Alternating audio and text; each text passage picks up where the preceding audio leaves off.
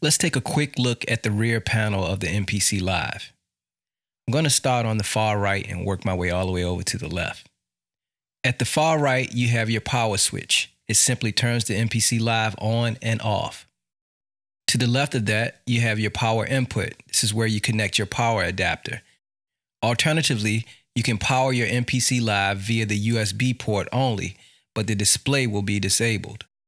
You can also power your MPC with the internal battery.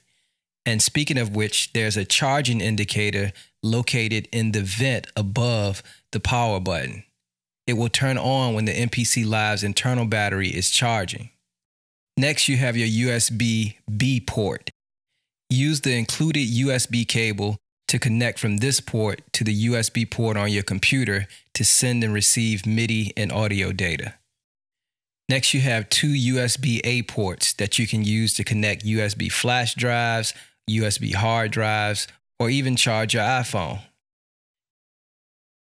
Next, you have two standard 5-pin MIDI in connections and two standard 5-pin MIDI out connections to connect your MPC to external MIDI devices like synthesizers and drum machines.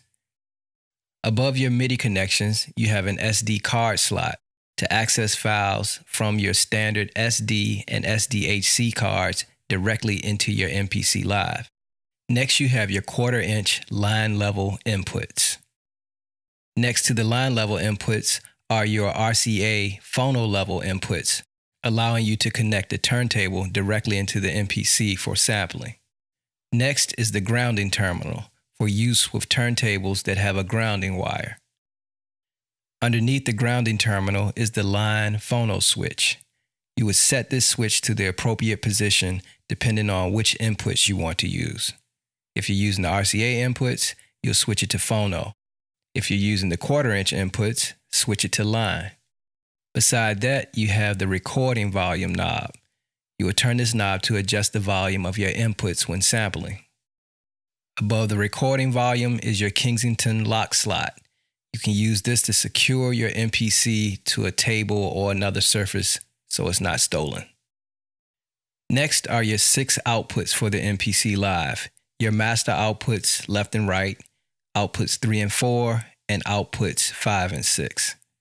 Next to that, you have your stereo headphone output with a standard 1/8-inch connection. And finally, you have your master volume knob. This can be used to adjust the volume to the outputs and to your headphones.